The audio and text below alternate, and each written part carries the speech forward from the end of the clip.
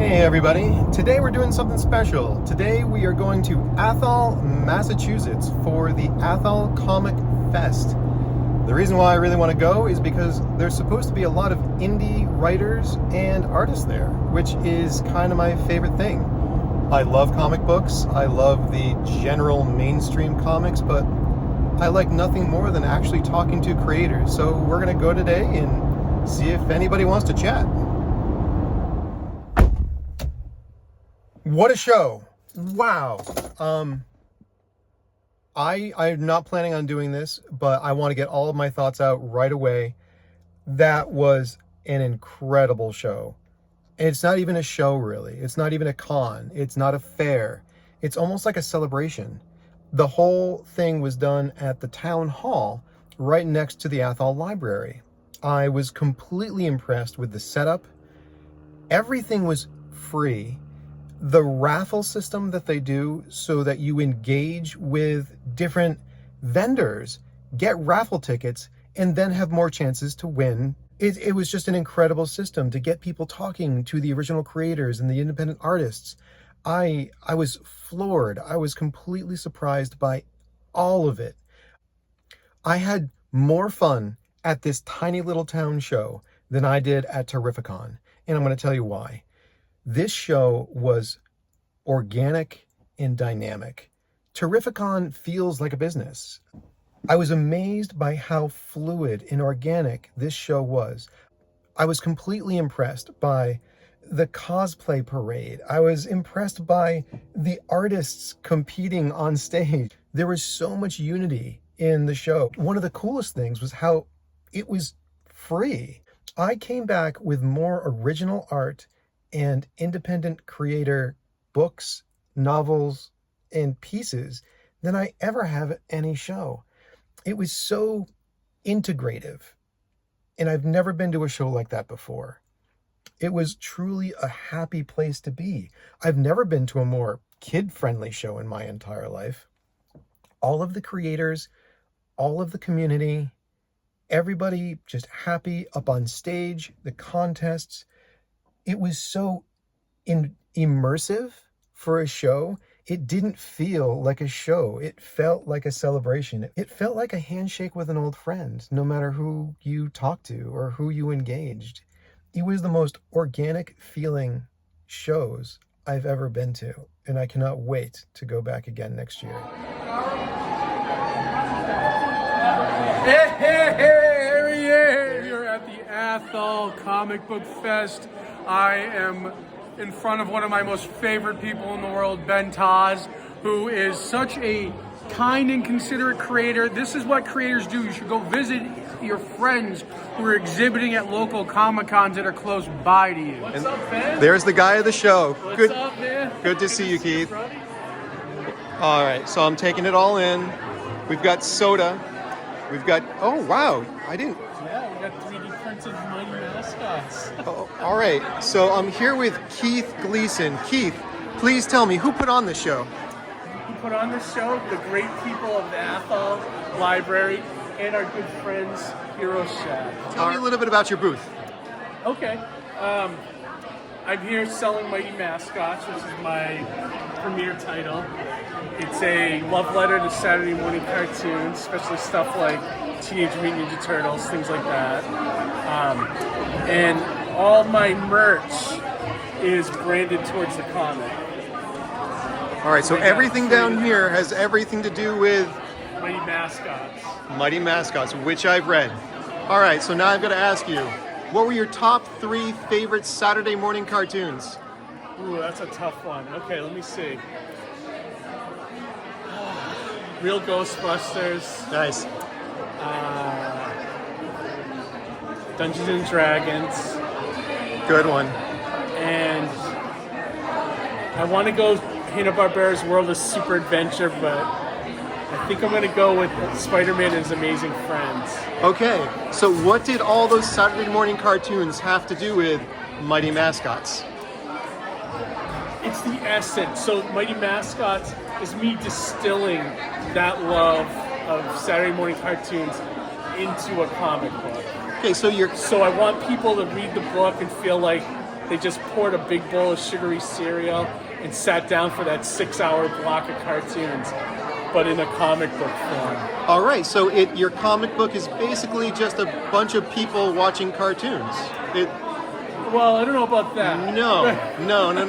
So that's the feeling I want you to get. Oh, the feeling. Okay. But your comic book is actually about. It's about a bunch of cereal mascots brought to life by a weird 3D printing accident, and they become a force of good for the city of Bottle Jack City. All right, we're going to get back to that more. Keith, thank you for taking some time, dude. Anytime, buddy. Good to see you. You too. We'll talk to you in a little bit. Hans, so tell me a little bit more about your prints, your books. What's the most recent book that you've made? Well, that's hard to say because I'm doing so many things simultaneously. This I just received from the French publisher Mansion Press. All right. They're printing this. This is definitely adults only. Adults only. Can you tell me a little bit about it, though? It's an effed up science fiction story. Mad scientist creates a harem of clones who get out of control. Do you have an inspiration for it? Is this just another one of your fever dreams? It's another thing I wanted to draw. I thought it would be really fun to draw a very explicit pornographic comic book, and that was the intention. But I think in the end result, it just became more just my personal Freudian anxieties on paper. Now, you talk a lot about how you just draw. It just compulsively happens. I think if I think about it too much, it doesn't. The results aren't as good. Have you always drawn like that, or did you ever have more of a direction? If I'm too deliberate, the end results aren't always that good.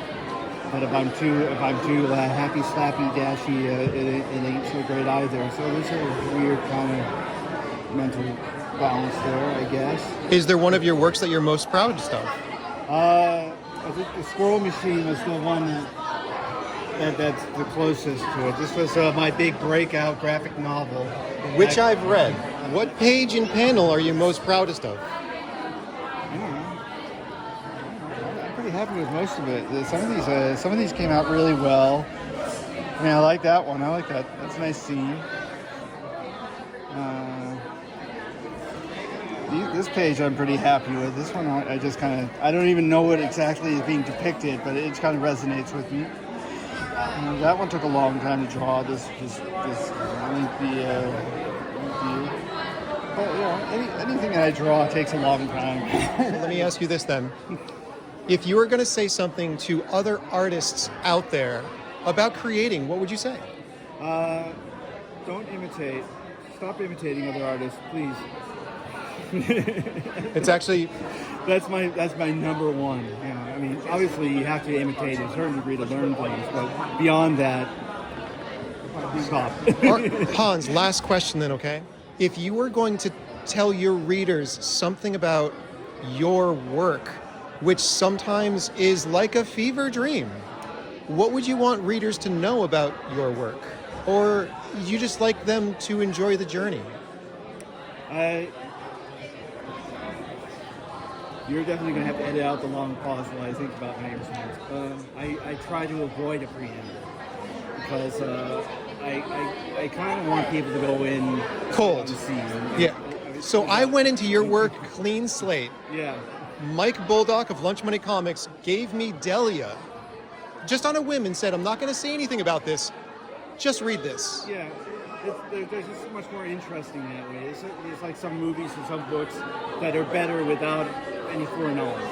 And I hope that my books fall in that category. Okay, that's a great enough answer. Yeah. Hans, thank you so much for your time today. Yeah, thank you. So, Charlie, I'm going to ask you, can you tell me a little bit about the books that you have over here? All right. The Shadow Valley series is a series of collection of short stories, horror stories, along the vein of Black Mirror and Stephen King's Castle Rock material.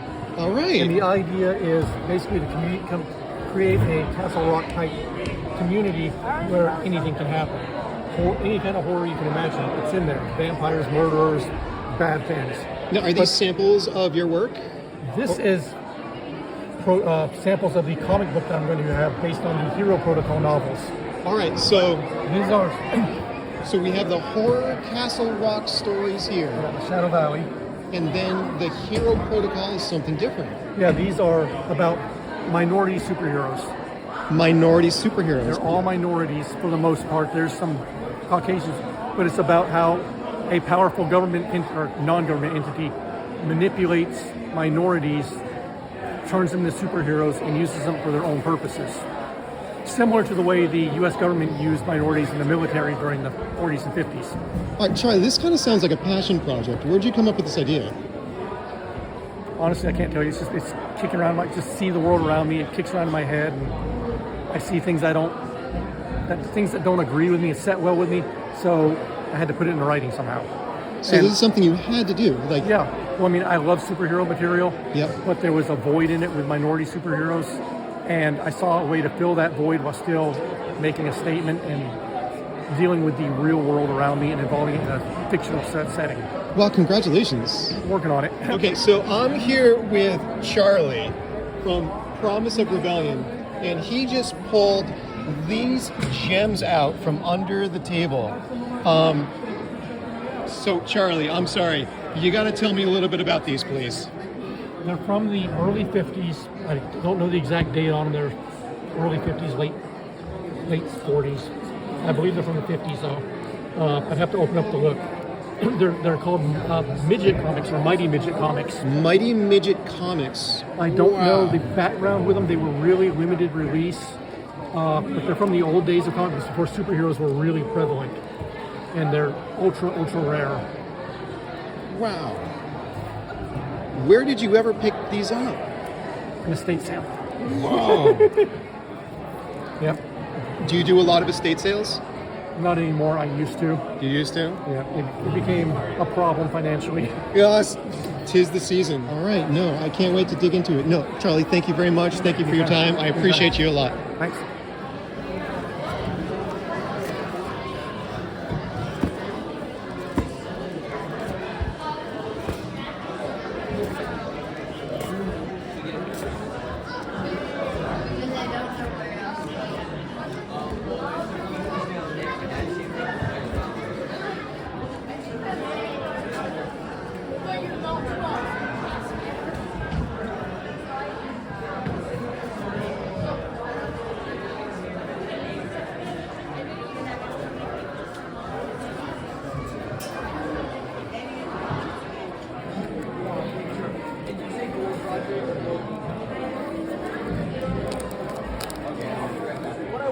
Johnny, thank you for bringing me to the show and inviting me. It's been incredible. I want to talk about your work. Yes. Tell me about why coffee and comic books.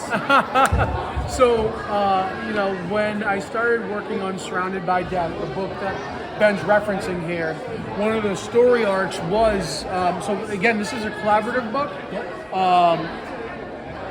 I met my collaborator, Mark Elliott, in San Diego at a creator connection kind of event. Yeah. And when I was reading his manuscript, it was meant for a novel. He mentioned the story about like these guys going on a quest for basically the ultimate coffee run. Okay. And then so as I'm reading it, I go, well, this, like I can see it visually in my head. Yep. And I go, no, dude, like this is a comic book.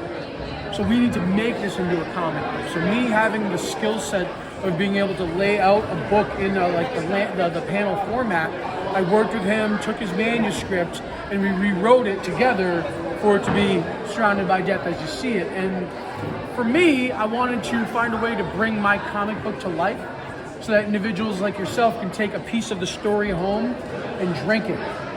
And that's where the coffee angle came in with the integration with the Espresso Presto Cafe. Right, so most people will make a comic book about coffee, but you actually sell coffee in addendum to the book. Yes, it's paired with the book. So as you're reading the book, you can read or you can drink what you're reading about, basically. And that's what when you imagine your readings, that's what you're imagining. Yes. Having your coffee and reading your book. Right, exactly. Imagine if you could actually pull kryptonite out of a Superman comic. Okay. It's like that. It's just bringing a piece of this to reality. I love it. Yeah. Can you tell me about the project you're working on now? Because these panels over here are amazing. Yes. If you want to come take a peek. So some of this is all from unreleased work.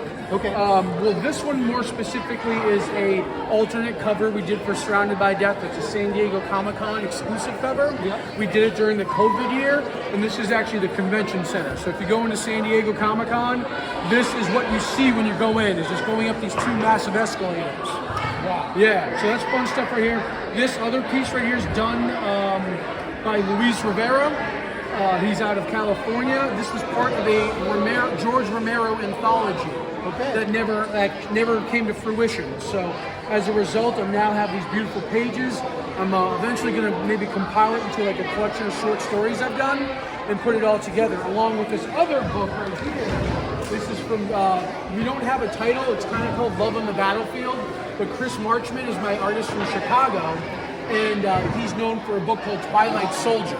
He also did alt covers for Transformers and for Battle Beast and Skybound. So he's actively working at Skybound, but I very luckily got to work with Chris on this short project right here. These panels are amazing. Thank you, thank you. So this right here is actually the spoiler. It's the last page of the story, and it reaffirms that this soldier that we thought had a thing with the sniper on her team actually has a thing with the giant robot. So it's a love story. It's an unassuming, unsuspecting love story. Now these are the questions that millions of people have wanted to hear. Ready? Pick a number between 11 and 16. 11 and 16, let's do 14. What creator do you feel has the biggest impact on comic culture today and why? Oh, let's see, I would say, I want to say Stan Lee, even though he's gone. I think his impact posthumously still is felt today. I think the way people react to seeing Stan Lee, to looking at the words, looking at his encouragement from the past, I think that still permeates comics. I think it permeates indie comics, and I think that's part of the spirit of what kind of brings us all together, is kind of the same practices and things that Stan Lee says. Real creator. He's kind of our glue, right? He's our glue. He's a little bit like our glue, yep. That's the most prophetic thing that will be said today. I love that. All right, pick a number 17 to 22. 17 to 22. Let's do 18. What comic book did you have when you were young that shaped your passion genre today? So I was very fortunate and lucky to get this Christmas gift bag from the Sons of Italy when I was a kid, because my grandmother was part of that association, and they would always put together these wonderful bags for kids, and some kids who were less fortunate. And in my bag one year was a copy of classic X-Men 32 with Nightcrawler on the cover, and that's one of my very first experiences and remembrances of holding a comic book. So I always like to point to that. It was a Claremont era book that kind of made me fall in love with comics and kind of think, oh, this is special. What a day. It's almost the end of the comic show in Athol. Johnny C., I just wanted to talk to you for a few minutes. I'm glad I got to greet you when you came into the show, and now I'm helping you exit the show. Look at that. Right. Well, good morning, everybody. It's the day after the Athol Comic Fest, and I just can't seem to get it out of my head. And I actually had more thoughts. I'm glad that I spent time in my car getting my thoughts out right away. But as I'm standing here with my coffee and my sunglasses, to be explained, I'm not a morning person, so I don't want to scare anybody. My face is still back in my bed. The comic show yesterday, which is not a comic show, it is a celebration of all kinds of things, and I wanted to speak about it again now that I had some time to think about it and why it's so amazing and special. I have never left a comic show being so inspired. That's the word I was looking for yesterday. I talked to all of these artists and creators, and I felt inspired. They have a raffle system there that I've never seen at a show before. To get things at the raffle table, you get the raffle tickets by talking to vendors. You go to a vendor, you ask them about their work, and they give you a raffle ticket. What a way to get the community talking to the creators, which is sometimes, it can be standoffish, it can be scary, it can be awkward. It was so comfortable, and that's really the word I was looking for as well when talking to vendors. I've never felt more comfortable. There are basically 3 words that I have that can wrap up this whole show: inspired, fulfilled, and talent. The talent that was at this show was immeasurable. And I know that I can go to these big cons. And don't get me wrong, these big cons are amazing. I love them. But I spend hundreds of dollars and sometimes tens and 20s just to get into the door. Getting to the ATHOL COMICFEST, it was free. So all the money I had went right back to the community. The talent that was at this show had me stunned. When I go to a big Comic-Con and I see dozens of vendors and I'm pushing past people and it's elbow to elbow, there's all that pressure there, and it's sometimes very difficult, but you're always looking for a gem in the rough. I felt like everything I did at this ComicFest was that moment where you find a Dave Stevens in the back of a dollar bin. I would see these kids in a talking circle and a reading circle, just going through their independent books that they never would have found at a big con or Barnes & Noble. No kid was on their phone. I didn't see anybody texting. I saw people taking footage and taking pictures, but all the children there, all the parents there, all the participants there, they were completely immersed in the cosplay event and the vendors and talking and socializing. There were no people just sitting around, looking on Instagram, looking on Facebook. They were completely there in the moment. It was almost strangely a time before there were cell phones. And that's kind of why it felt so very special. There was no, oh, well, what's happening on my social media? All these kids, all these adults, all these parents, all these participants, they were all just there for the moment. And everybody was kind of just in it together. I'm a little remiss that this was not a 2-day show. Now I know I can't go back for another year to get some other prints and books that I wish I had walked away with. Don't get me wrong, some of my favorite artists, Sean Murphy, Dave Stevens, Wally Wood, I get all that. Best writers, Chris Claremont, John Byrne. I have my favorites. Who would I rather talk to? I would rather talk to Hans Rickett all day, every day. The genuineness at this show, that was like a diamond in the rough. And people go to these big cons to try to have the experience that was so easily found in Athol, in this little town hall. And I've never left a comic show feeling more fulfilled. I have walked out of comic shows spending $500 on my grails and very big books. But walking out of this show, it kind of, I get the feeling that I just walked out of Christmas or Thanksgiving, having talked to my family for several hours, but feeling like it was like 5 minutes. I could do it again today, and I'd be happy to.